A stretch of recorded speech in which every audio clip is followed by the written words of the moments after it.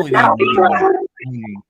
Ya no te molesto más entonces, Anita. Sigue trabajando y atento con el oído nada más.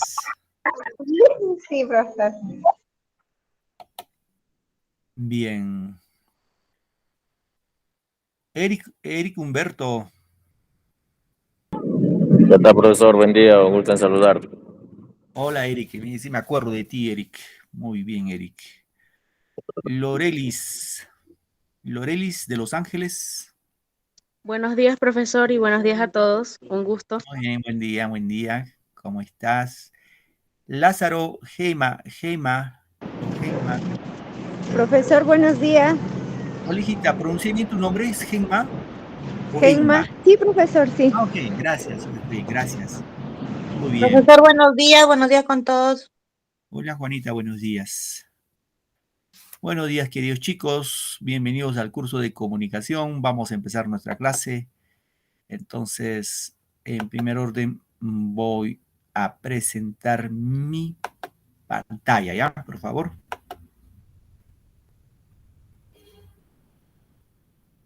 ¿Qué curso tuvieron antes? Disculpen. ¿Qué les tocó Ciencia, antes de mi curso? tecnología. Muy bien, ciencia y tecnología, correcto. CIT, profesor. Muy bien. ¿Están cansaditos ya? Bueno, cuarto, física habrán llevado, me imagino. ¿Han entendido la física o no les hace difícil? Lo entendemos un poco, profesor. Muy bien. Un poco complicado. Sí, siempre. La idea es que ir atendiendo, ¿no? Sí, por un lado. Por otro lado, si algo no entienden, pregunten. Profe, ponga otro ejemplo más, con toda confianza. La idea es que ustedes aprendan. Es lo más importante. No tanto es el tema de avanzar y avanzar, sino que ustedes se entiendan con ejercicios. O si lo ven complicado, le digan, profe, algo más sencillo, un ejemplo más chiquito, más sencillo para entender, poquito a poquito. Pero ustedes tienen que ir modelando esa parte. ¿Se observa mi pantalla, muchachos? ¿Me confirman? ¿Se ve mi pantalla?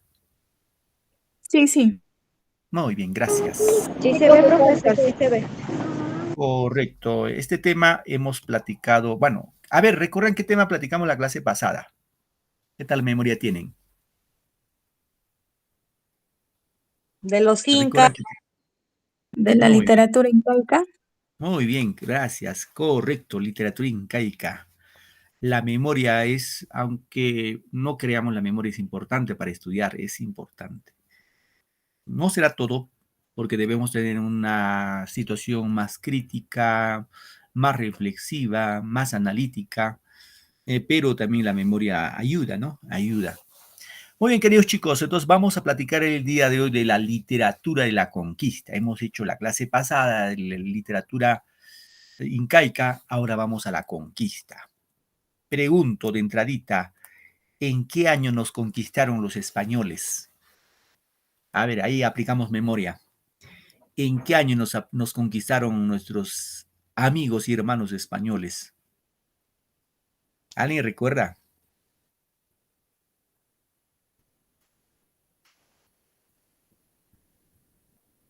No se recuerda. Muy bien.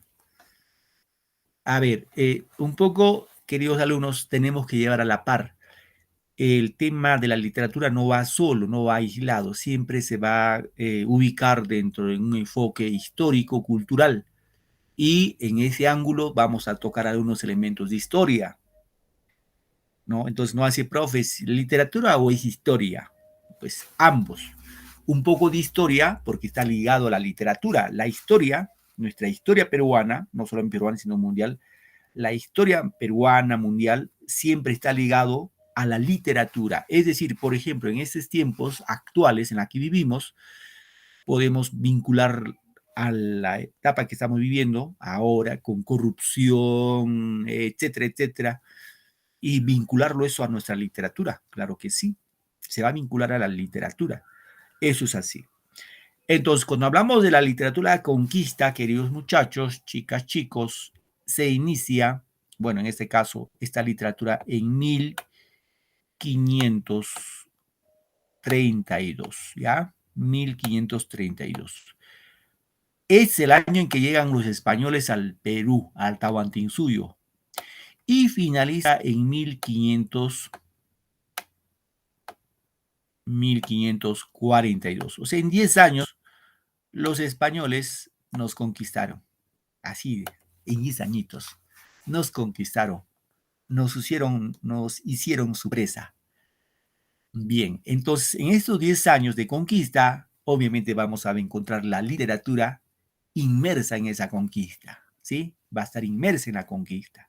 Es decir, estos conquistadores, al invadirnos, nos impusieron también su literatura. Bien, a ver, les pregunto ahí, un poco para reflexionar. ¿Los españoles nos conquistaron o los españoles nos habrán invadido?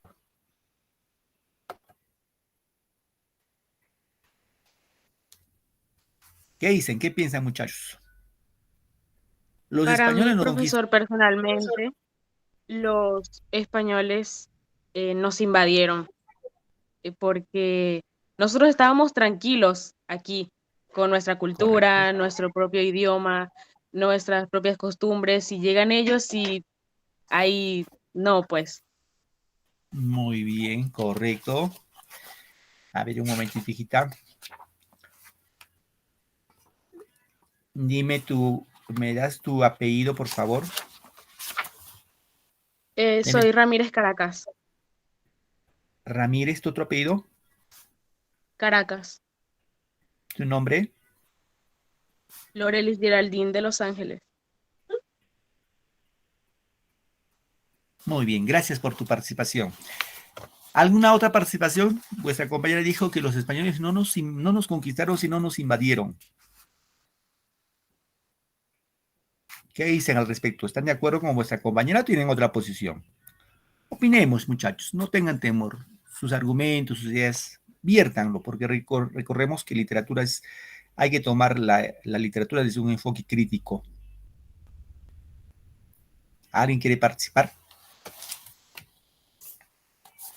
Ninguno. No tengan temor de hablar, ¿ah? No tengan temor. Estamos entre amigos, así que no tengan temor. Bien. Gracias, señorita Loreli. Bien, en este caso, vuestra compañero que dijo, pues tiene la razón. Tiene la razón. Entonces ustedes dirán, profe, entonces, ¿por qué ya puso ahí literatura de la conquista? ¿Por qué no puso literatura de la invasión? Lamentablemente es nuestro sistema, ¿no? Nuestro sistema educativo lo pone así.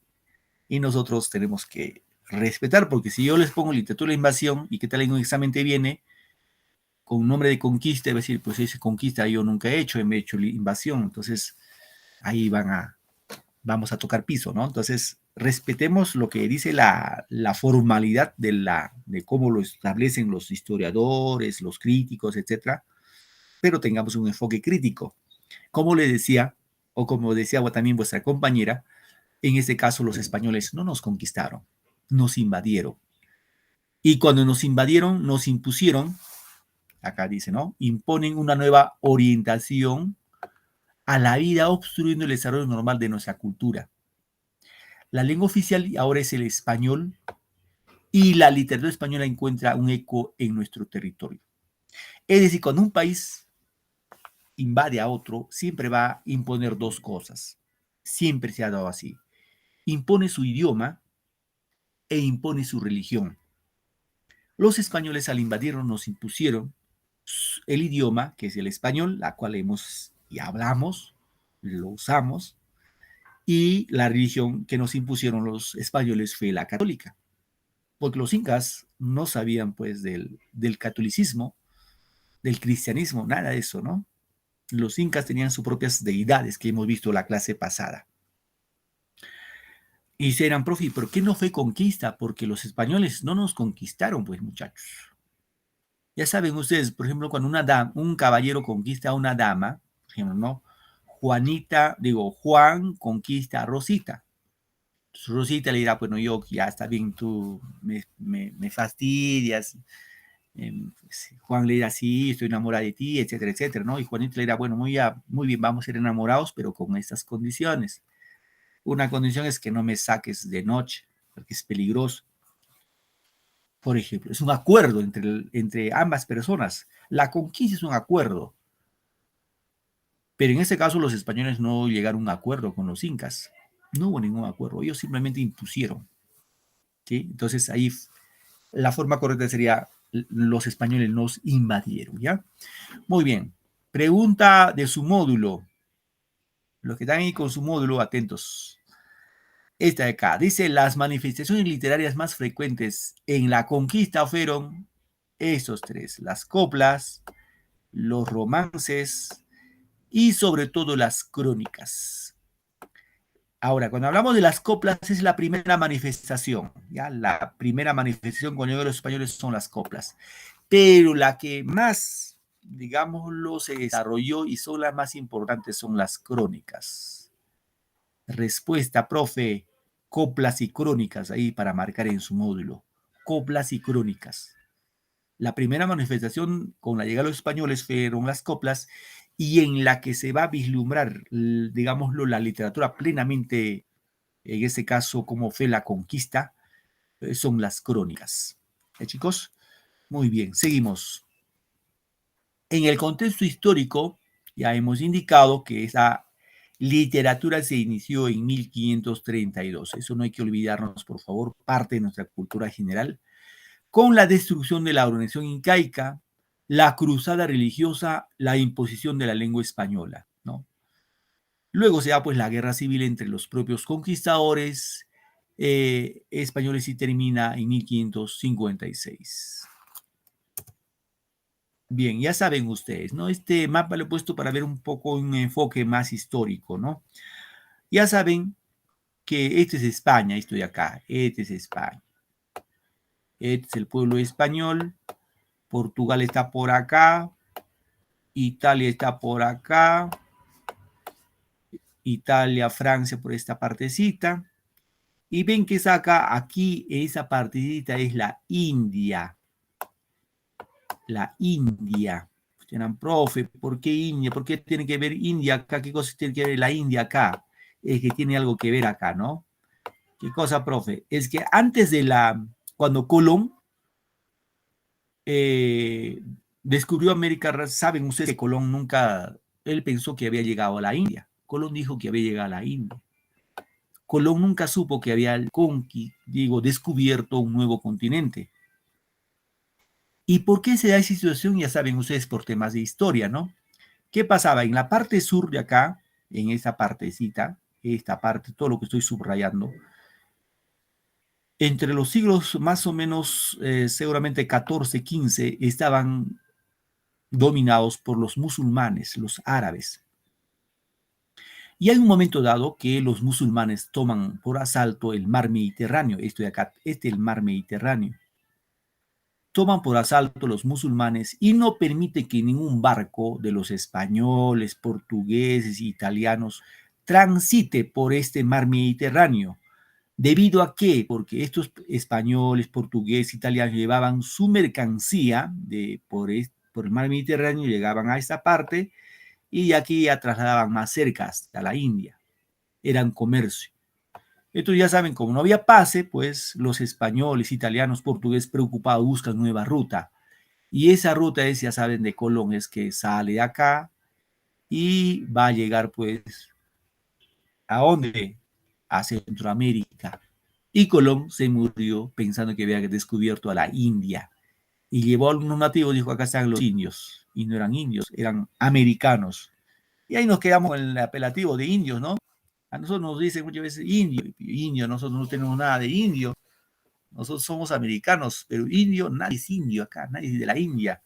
Salvo ustedes que son de la India, pero la India, que tienen acá en su frente, las mujeres tienen su inscripción de soltería o de casado, ¿no? Y ya, nada más, pero nosotros nada de indio tenemos, bueno. Lamentablemente nos hemos quedado con ese de que somos indios, porque no somos indios. Los indios son de la India.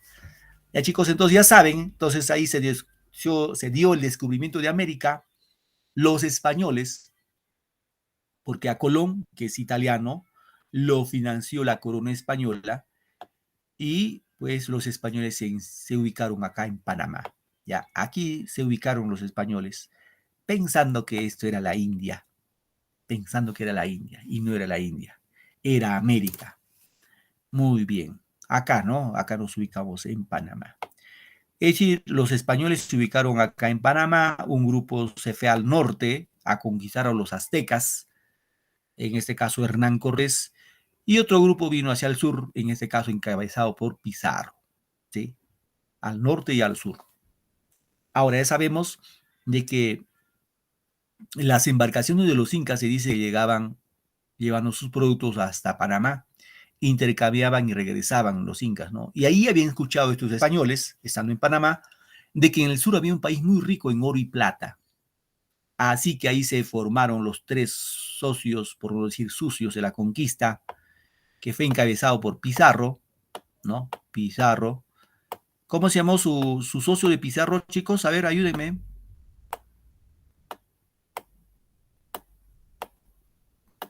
A ver, muchachos, ayúdenme. ¿Cómo se llamó el socio de Pizarro? Francisco Pizarro. Y el otro era Diego de Almagro. Almagro. Muy bien. Almagro. Diego de Almagro. Y su otro socio, el curita, ¿cómo se llamaba? ¿Recuerdan? Hernando de... De Luque. Muy bien, Luque. Hernando de Luque. Excelente. Muy bien, chicos. Están atentos a la clase. Estos tres socios se pusieron de acuerdo, ¿no? Pizarro era el jefe de la operación, pues. Almagro es que él tenía que llevar provisiones, apoyarlo a Pizarro. Y Luque buscar financiamiento, ese dinero. Ahora, ya saben, vamos acá muchachos, atentos, esto sí es importante para conocer. Cuando Pizarro hizo sus viajes, que hizo más o menos 4 viajes al Tahuantinsuyo, en uno de sus viajes que realizó Pizarro, si mal no recuerdo fue en la primera, cuando Pizarro salió, ahí está la línea de donde salió Pizarro, con su barco y sus hombres, llegó a una isla que se llama acá la Isla del Gallo. Acá hay una historia. ¿Cuál es la historia? En Panamá quien gobernaba no era Pizarro. En Panamá quien gobernaba el gobernador de Panamá, Pedro Ríos. Entonces, este gobernador se enteró de que Pizarro había salido sin autorización hacia el sur. Entonces, lo que hizo este gobernador es mandar un encomendero, un mensajero. ¿Para qué? Para dar alcance a Pizarro y hacerlo regresar a Panamá.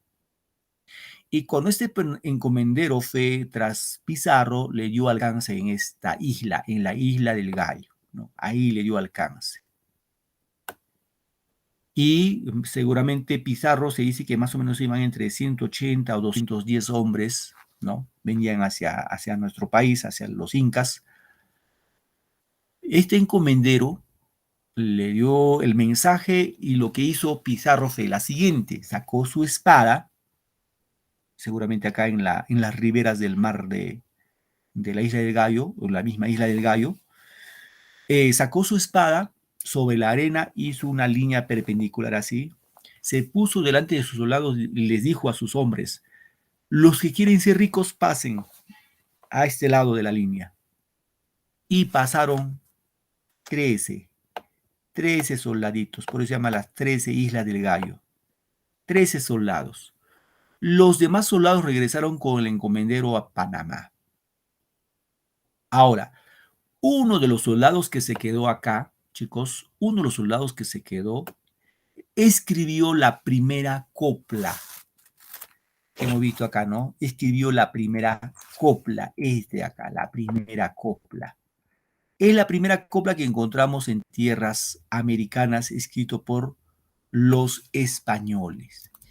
¿Y cuál es esa copla? Dirán ustedes. Es la copla, ya lo que ven acá. ¿Qué le decía en esa copla al gobernador de Panamá? Le decía de esta manera: pues, señor gobernador, míralo bien por entero, que allá va el recogedor, refiriéndose al encomendero, ¿no? Acá queda el carnicero. Pregunto, ¿quién será el carnicero? ¿Quién será ese carnicero? ¿Pizarro o el gobernador?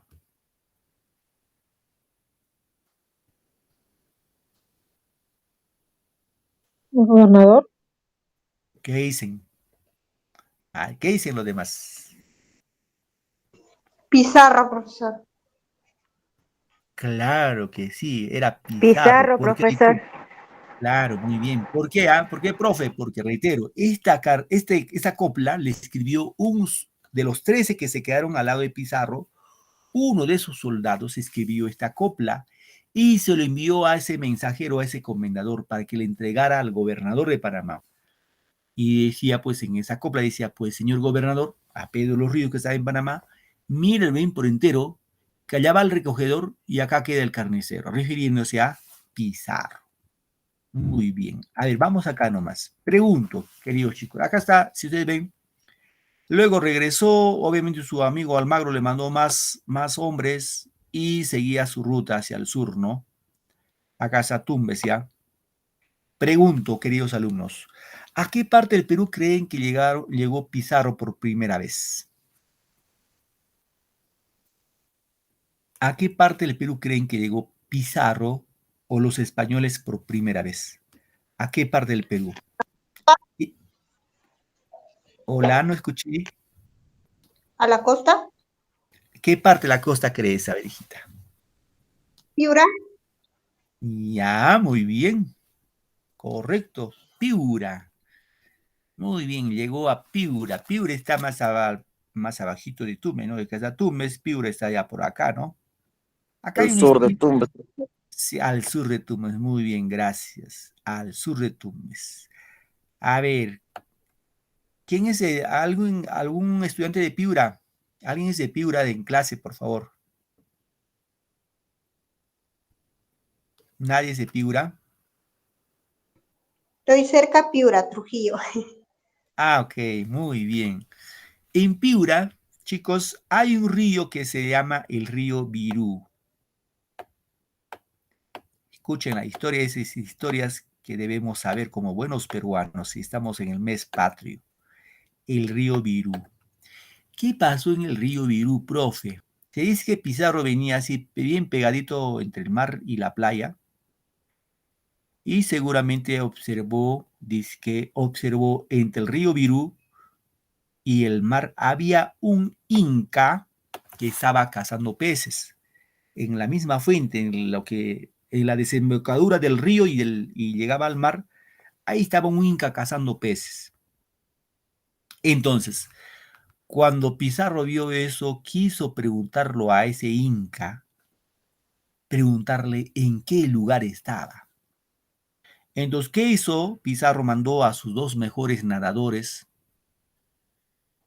que obviamente zarparon del barco, se tiraron del barco al mar y nadaron, ¿no? Para capturarlo al Inca y preguntarlo dónde estaba. Entonces, obviamente el Inca estaba pues bien concentrado y con su faena buscando peces. Y de pronto por atrás lo cogen dos españoles, ¿no? Así, lo cogen de la espalda y el Inca se levanta y cuando se levanta mira al frente al mar a un enorme barco. Y dice que este Inca no tanto se preocupó por lo que le tenían capturado, sino quedó sorprendido por el barco, quedó, dice, atónito, embobado, asombrado, se quedó sorprendido y boca abierta. Ahí Pizarro desembarcó y le preguntó, obviamente ya sabe que el Inca no hablaba español, pues no, era obvio. Pizarro le dijo así, ¿cómo se llama este lugar? Entonces el Inca, como no entendía el idioma, dijo, pues si tú me preguntas cómo me llamo, yo me llamo Berú, y ahí viene Virú. Ah, entonces Pizarro pensaba también que le decía ese lugar se llama Berú. Se dejó entender, ¿no? Y chicos, ese Inca que estaba cazando se llamaba Berú. Lo que Pizarro quería saber en qué lugar estaba. No le preguntó cómo te llamas, sino cómo se llama ese lugar. Entonces Pizarro dijo, ah, Berú, Virú, y de ahí viene el término una teoría, el nombre de Perú. Virú, Berú, Perú. Es una de las teorías, el nombre de Perú, ¿no? El nombre, el posible nombre de Perú que vendría de ese inca que dijo, me llamo Perú, y pues le puse el nombre de Virú y de ahí venía el nombre de Perú. Entonces Pizarro desembarcó acá en Piura y se fue y fundó la primera ciudad en el Tahuantinsuyo que lo llamó San Miguel de Piura. En Piura se enteró pues toda la bronca que hubo entre Atahualpa y Pizarro, se enteró ahí, la guerra civil entre los dos hermanos. Bueno, muy bien, dijo, vamos a Cajamarca, y en Cajamarca pues vivía Atahualpa, ¿no? Ese era su lugar de residencia, la capital era Cusco. Y cuando llegaron a Cajamarca lo capturaron en 1532 al pobre Atahualpa. Ya saben la historia ustedes, más que yo saben esa historia. Pues Atahualpa le condenaron a muerte por varios, digámoslo así, delitos, ¿no? Una de ellas era haber matado a su hermano, muchas cosas, pero ese era puro pretexto, pues, era puro pretexto. Le sentenciaron a ser quemado vivo. Esa fue la pena de muerte que le dieron los españoles, a ser quemado vivo. Pero le cambiaron la pena de muerte por ahorcamiento, por haber recibido el bautismo. O sea, Atahualpa se recibió el bautismo y le pusieron el nombre de Juan Santos Atahualpa y le cambiaron la pena de muerte por ahorcamiento. Atahualpa murió ahorcado, ¿no? Pobrecito. En Cajamarca hubo cierta resistencia de los incas, pero no más. Vinieron hacia el sur, pasaron por acá por el Callejón de Huaylas. Acá hay una historia también de eso. Acá en el Callejón de Huaylas en esa época florecían los Huaylas, el reino de Huaylas, el curaca de Huaylas. Y este curaca de Huaylas se lo regaló a su hija. O sea, este curaca, bueno, Pizarro, bueno, has venido a visita, toma, llévate a mi hija. Lo regaló a su hija. Esa chica se llamaba Inés Huaylas. Ya, pues obviamente Pizarro, feliz y contento, se fue hacia el sur, llegó a Huancayo, y en Huancayo le dieron también un recibimiento apoteósico. A ver, muchachos, un poco para analizar. Pregunto, los incas, digo, los españoles más o menos eran 200, exagerando, 300 españoles. Su máximo arma que tenían los incas era, digo, los españoles, era el arcabuz. Ese era su arma máximo, ¿no? El arcabuz es un tipo rifle, pero que la bala era así un poquito grande y tenías que cargar y disparar, uno por uno. Cargar y disparar. No era pues como la metralleta, ¿no? Sino era para cargar y disparar. Pregunto, si los incas, ojo, los incas eran entre 11, se dice que eran entre 11 a 12 millones de incas, millones, ¿ah? Y los incas no pasaban de 300, digo, y los españoles no pasaban de 300. ¿Por qué tan rápido nos conquistaron? A ver, acá sí quiero comentarios. ¿Por qué creen que los españoles nos conquistaron así de rapidito? Si éramos entre 11 y 12 millones y los españoles apenas eran 300. ¿Cuáles creen que fueron las causas para que nos conquisten rápido? ¿Por qué fue rápido? No hubo resistencia. Seguramente porque ellos tenían más armamentos que los incas. Ya, ¿cuál es su nombre, hija? Ana León. León, ¿tu otro apellido, León? Moreno. Muy bien, gracias. Otra participación. Vuestra compañera dice porque seguramente los españoles usaban sus armamentos y los incas un poco temieron eso. Ya, puede ser. ¿Por su belleza, profesor? Por su belleza. ¿Quién era bello? Dime.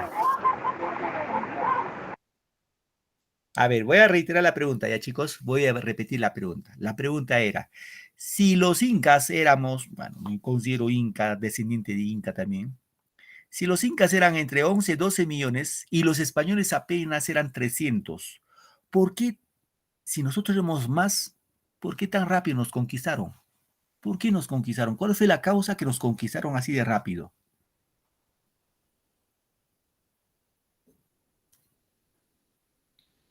Vamos, chicos, participamos. Opiniones ahí. No quiero que me digan, pues, exactamente, quizás, sino cuál creen que sea la causa. Su opinión de ustedes es lo que quiero.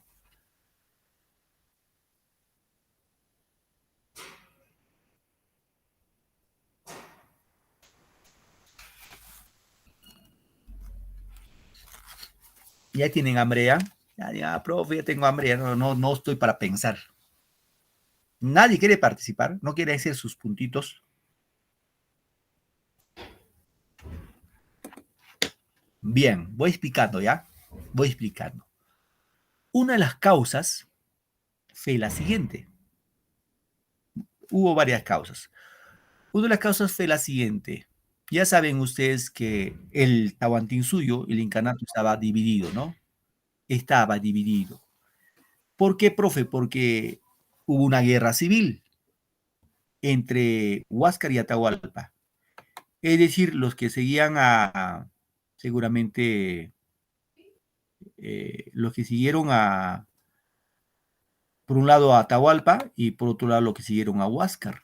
Entonces el Tahuantinsuyo estaba dividido. Es como el año pasado que estuvimos en ese problema de nuestro país, un grupo que apoyaba pues que haya nuevas elecciones, otro que apoyan que Dina Boluarte sea la presidenta. Estamos divididos, estábamos, seguramente ustedes recuerdan, ¿no? Así estábamos divididos en esa época. Ese fue uno de los motivos, la división del Tahuantinsuyo. Otro de los motivos fue, hay un mito que se llama el mito de Huiracocha. En ese mito indica de que el dios Huiracocha va a volver a gobernar y saldrá entre las espumas del mar. Entonces, los incas, como se enteraron de que hubo guerra civil, y, digámoslo, Pizarro vino en este caso llegó por mar y salió del mar. Y los incas pensaron de que el dios Huiracocha había vuelto a gobernar, a poner orden. Obviamente Pizarro pues no era igual como los incas. Pizarro era un hombre alto, blanco, con barba, diferente a los demás. ¿Sí? Diferente a los demás.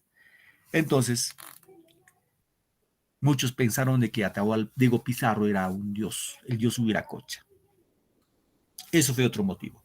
Otro motivo fue que en este caso, los incas, muchos reinos, así como Huay, las chancas, los huancas, etcétera, etcétera,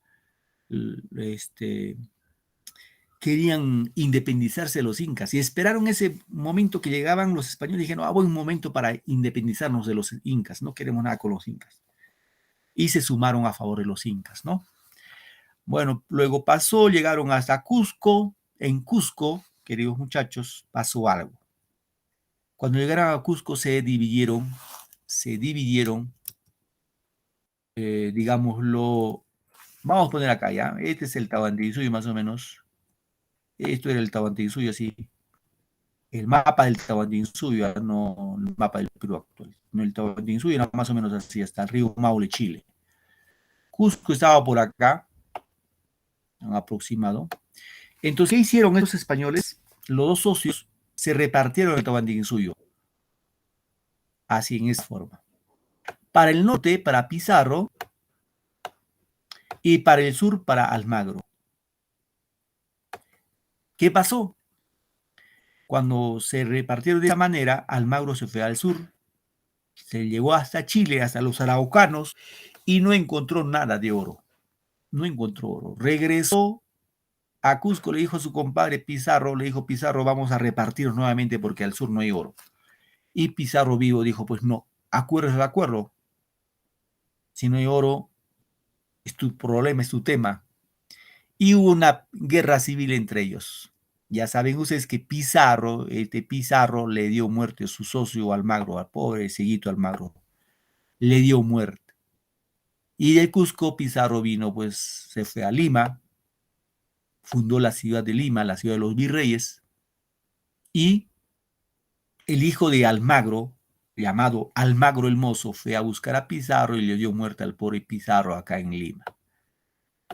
Y se dieron todas las guerras civiles, ¿no? Ya saben, las guerras civiles entre los españoles, todo por el oro, por el Benito Oro, la guerra entre los españoles, guerra civil entre españoles. Eso fue nuestra triste realidad, para entender. Chicos, muy bien, seguimos. Hemos indicado que los medios de expresión literaria son las coplas, ¿no? Los cantares y los romances, ¿no? Contribuyen al brote espontáneo popular, expresan sentimientos diversos, odios, amores, alegrías, ¿no? Son sentimientos de los soldados, poetas y funcionarios misioneros y nativos quienes narran, describen a veces con objetividad lo que ven y otras veces exentos de fantasía. Asimismo se dieron por lo general en versos de arte menor y evolucionaron en lo o de lo festivo a lo satírico como funestos, aciagos y apasionados. Y hemos visto ya acá digámoslo, la primera copla que aparece en el continente americano, y esa es la muestra, ¿no? Bien, vamos ahora a ver los cronistas. Ya, chicos, hemos indicado de las especies entre, acá al inicio, las coplas, los romances, las crónicas. Estas crónicas son las más importantes. Eso no hay que olvidarnos, ¿no? Las crónicas son las más importantes. Y en este caso tenemos a los cronistas. ¿Y qué son los cronistas? Los cronistas plasmaron diversos acontecimientos de la conquista, lo que observaban, ¿no? Y el coloniaje. Se preocuparon sobre todo de plasmar aspectos históricos. Ahora vamos a encontrar cronistas españoles, ¿no? Pedro César de León y Juan de Betanzos. Este Pedro César de León es el más importante. Tenemos también a cronistas indígenas como Felipe Guamán Poma de Ayala, cronistas mestizos como Inca Garcilaso de la Vega y Blas Valera. Ahora, de todos estos cronistas, queridos alumnos, el más importante es Inca Garcilaso de la Vega. Este es el cronista más importante. Eso sí hay que acordarnos. ¿Ya? Inca Garcilaso de la Vega, el mejor cronista de nuestra literatura peruana y que corresponde a la literatura de la conquista. Muy bien, como referencia vamos a indicar que Inca Garcilaso de la Vega nació en Cusco. Su nombre completo es Gómez Suárez de Figueroa, ¿no? Nacimiento en Cusco el 12 de abril de 1539,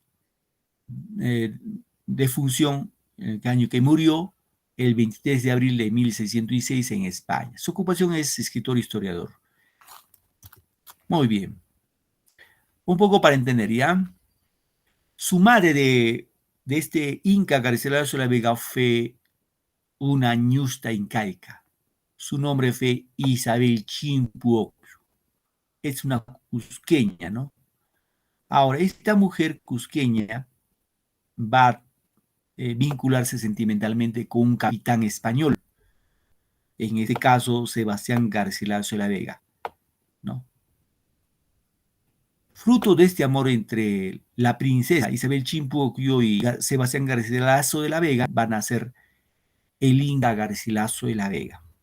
Ahora, Isabel Chimpuocllo no era cualquier inca, era de sangre real, era de la nobleza inca, ¿no? Entonces, por ende, tuvo una buena educación Inca Garcilaso de la Vega porque estudió en el Colegio de Indios del Cusco. Y obviamente también su papá no fue cualquier soldado, sino fue un capitán español, ¿no? Bien, ya saben que Gómez Suárez de Figueroa, que es su nombre inicial, es el nombre que le pusieron al Inca Garcilaso de la Vega. Este nombre es de su tatarabuelo, de origen español, ¿no? Vivió sus primeros años, más o menos hasta los 20 años, en Cusco, y luego se fue a vivir a España, ¿no?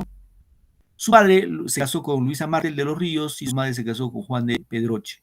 Luego, obviamente, cuando la relación no funcionó.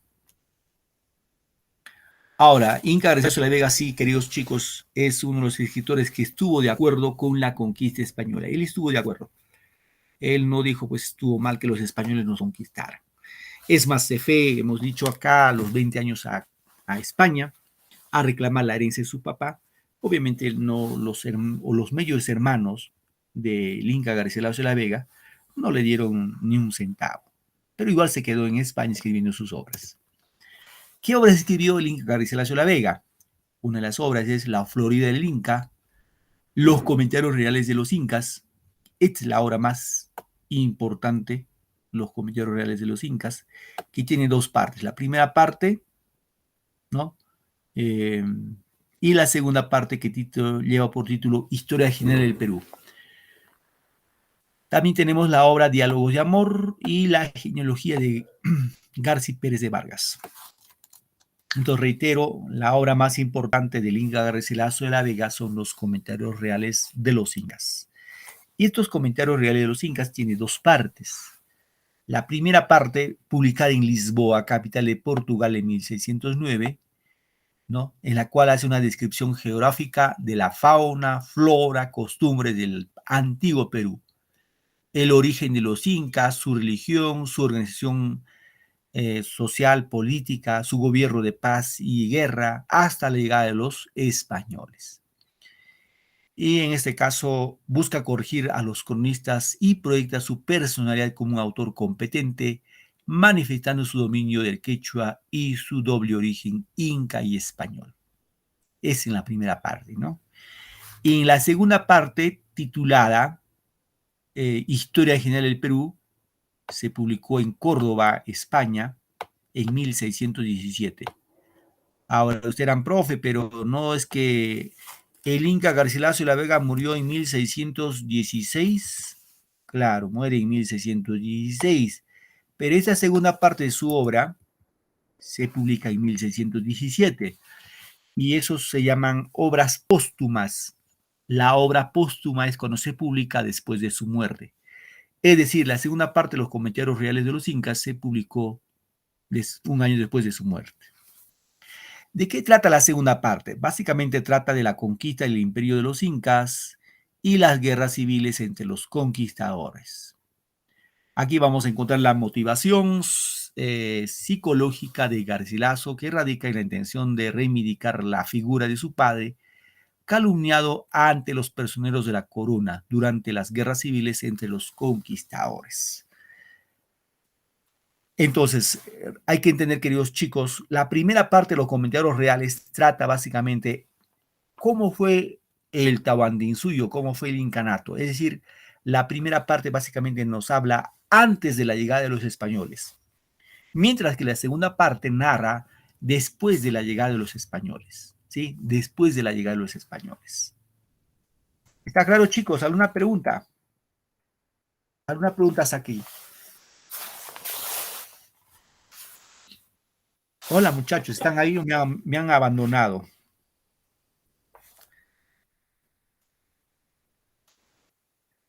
Nada, profesor. ¿Alguna preguntita?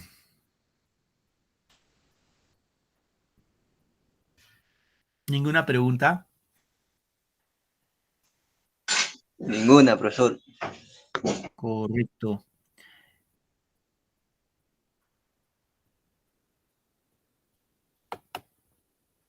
A ver, quiero ver si están en clase, si me están escuchando. A ver, Juanita, ¿estás Sí, ahí? Juanita profesor. Morales.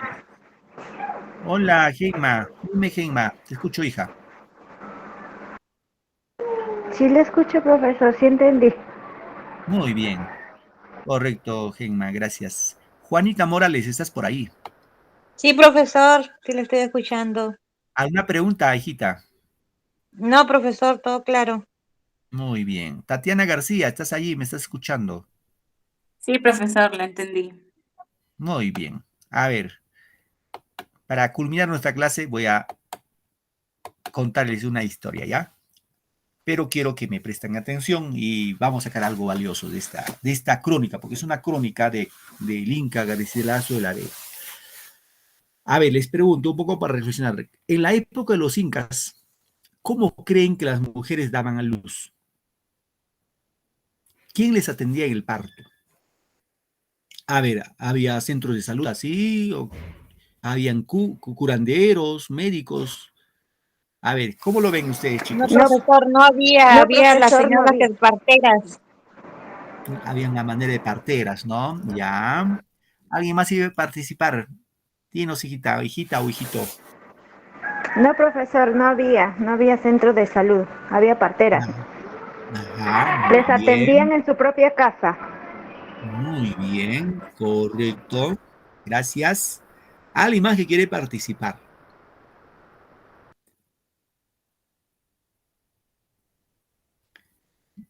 Muy bien. Esos son sus saberes previos, ¿no? Es lo que me han dicho ustedes, son sus saberes previos. Ahora, yo los voy a contar, de acuerdo a la perspectiva de Inca Garcilaso de la Vega, cómo era el parto en la época incaica. Ojo, eran profe, pero Inca Garcilaso de la Vega, ¿cómo supo? Él supo porque, reitero, como él era, su madre era inca, una ñusta incaica, recibió educación, y dos personajes, Juan Pechuta y Chauca Rimachi, son dos incas que le van a instruir, le van a enseñar cómo fue el Tahuantinsuyo antes de la llegada de los españoles. Es más, las leyendas que conocemos de Manco Cápac, Mama Ocllo, del Pacaritampu, etcétera, etcétera, corresponden al Inca Garcilaso de la Vega. Entonces, la fuente que nos consigna el Garcilaso de la Vega, pues es fidedigna, ¿no? O sea, él, por la instrucción que tuvo por parte de su madre y de los incas, tiene bastante validez. Bien, entonces, les comento. Dice que en la época de los incas, la mujer inca, cuando ya tenía dolores de parto, escuchen muchachos, chicas, cuando tenía dolores de parto, no iba a una comadrona, nada de eso. ¿A dónde se iba, profe? La mujer inca se iba solita, sola, llevando sus pañales, todos sus indumentarias, sus utensilios, a dar a luz a la fuente de un río. ¿Está claro? A la fuente de un río. Y en esa fuente del río daba luz, sola. ¿Por qué, profe? Dirán ustedes, ni siquiera el esposo lo acompañaba. No, porque la mujer inca era muy pudorosa. Se no le gustaba mostrar su cuerpo. Tenía mucho pudor. Entonces, se supone que la mujer llegaba al borde del río, daba luz. Se dice que no lo sé, pero indican que el parto en el agua, sobre todo en la costa, seguramente cuando es cálido el agua, el parto en el agua es más rápido, es menos doloroso. Eso dicen los expertos, ¿no? Entonces la mujer daba luz y luego la madre lo bañaba con agua. Bueno, si es en la costa, tibio, caliente, en la sierra, pues hace frío, lo bañaba, menos su o sea, menos su cabeza no lo mojaba. De ahí sí todo lo bañaba, lo envolvía con los pañales y regresaba cargadito a su casa. Esa era la forma como daban luz las mujeres incas. Luego, a ver, chicas, muchachas, atentos a esto, muchachos también ustedes que son futuros padres. ¿Qué pasaba? La mujer inca siempre daba de lactar a su criatura, a su bebé, ¿no? Como es normal. Pero cuando una vez que ese niño o esa niña ya podía apoyarse sobre, o sea, los niños cuando empiezan a caminar siempre se van apoyando primero en la silla, en la mesa, se van apoyan, ¿no? Y ahí intentan caminar. Suficiente tenía esos indicios de poder apoyarse. La madre inca, escuchen muchachas, chicos, chicas, la madre inca se sentaba sobre una banca y daba de lactar de su pecho. Y el niño tenía que lactar parado, parado. Es decir, la mujer inca no lo cargaba así, como ahora las mujeres, las damas, lo cargan a sus bebés, lo cargan así. Yo he visto algunas veces también, no solamente de 1 año, 2 años, hasta 3 años, ahí bien feliz durmiendo, lactándose, se van. Y los incas querían enseñar algo con eso, de que el tema de comer hay que trabajar, hay que esforzarse. Es decir, ese niño inca de 1 año seguramente ahí pues estaba lactando y ya cuando su estómago estaba lleno, pues lo dejaba la tetita, ¿no? De su madre. porque se cansaba, pues ahí estaba cogido de su madre y ya se cansaba, se caía ya y dejaba, ¿no? Pero lo que no hacemos ahora que hacen las mujeres y obviamente también con la complacencia de los varones, ese niño de 3 años lo tienen ahí bien en el carro, lo llevan ahí lactando a su criatura que no se canse. Y obviamente pues le estamos enseñando algo, ¿no? Que ese niño pues piensa que el comer es así de fácil, es como el chanchito que come feliz ahí. Y ahí eran muy sabios los incas. Nos dieron lecciones los incas de cómo educar a su hijo el tema de la alimentación, ¿no? De cómo alimentarse. Entonces, ya saben, señoritas, futuros padres, madres que son ustedes, hay que enseñar a nuestros hijos desde muy pequeños a defenderse solos, ¿no? A defenderse. Muchas veces nosotros los padres somos muy protectores y eso no es muy bueno, no es producente, sino es contraproducente. Bien, es una historia, ¿no? Otra historia, a ver, que les quiero contar de los comentarios reales de los incas. A ver. A ver. Les pregunto, chicos, les había dicho, creo, sin mal no recuerdo, les hice esa crónica de Pizarro, no sabía leer. La clase pasada, les hablé de ese caso.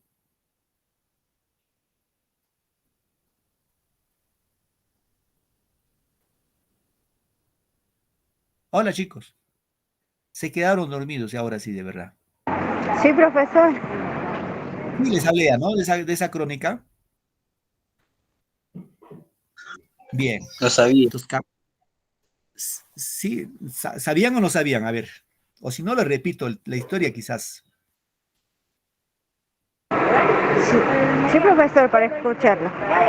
Muy bien, gracias. Ok. La crónica es la siguiente, también indica García de la Vega. Dice que Pizarro no sabía leer. No sabía leer. ¿Y cuál es la fuente? La fuente dice que cuando Atahualpa estaba en prisión, estaba prisionero en Cajamarca, siempre había un soldadito español que le cuidaba día y noche, iban turnándose, y un día ingresó, bueno, había un soldado que sabía leer, seguramente leía su Biblia, y un día Atahualpa le dice a este soldado, le dice, escríbeme la palabra Dios. Entonces este español coge una hoja y escribe la palabra Dios y se lo entrega a Atahualpa, ¿no? Y Atahualpa se lo guarda, y tiempo después ingresa a Pizarro a visitarlo a Atahualpa. Entonces, ¿qué es lo que hace Atahualpa? Atahualpa le da la hojita y le dice, ¿qué dice esta palabra? A lo que Pizarro no supo responder. No sabía leer. ¿Por qué? Porque Atahualpa había creído que el tema de leer y escribir era tema divino, o sea, de Dios. Es como si ellos fueran deidades, ¿no? Pizarro y sus hombres eran dioses. Ahí comprobó que el tema de leer y escribir era tema aprendido, que se aprendía y todos los españoles no sabían leer y escribir, salvo unos que otros sabían leer y escribir. Sobre todo quienes sabían leer y escribir eran pues los sacerdotes, ¿no? Entonces ahí pudo evidenciar, reitero, Atahualpa pudo evidenciar de que el tema de leer y escribir era tema aprendido, no era hereditario, no era pues divina, ¿no? Entonces, eso por un lado, ¿no? Bueno, etcétera. Hay otras crónicas bastante interesantes. Yo les sugiero, les recomiendo, queridos muchachos, chicos, chicas, si tienen pues, la oportunidad de comprarse un librito, lean este libro que se llama Los Comentarios Reales de los Incas, en la que van a encontrar historias muy interesantes de nuestro Tahuantinsuyo y que lamentablemente por nuestra cultura, así a medio occidental, hemos dejado de lado, ¿no? Ya no lo tomamos en cuenta. Muy bien, queridos chicos, gracias por su tiempo, su buena paciencia. Ya nos encontramos la próxima clase con ustedes. Que tengan un bonito fin de semana y buenas tardes ya. Y conmigo será la próxima. Muchas gracias, queridos Profesor, muchachos. disculpe, ¿cómo se llama el librito? Dijo. Los comentarios reales de los incas. Comentarios reales de los incas. Es un libro muy,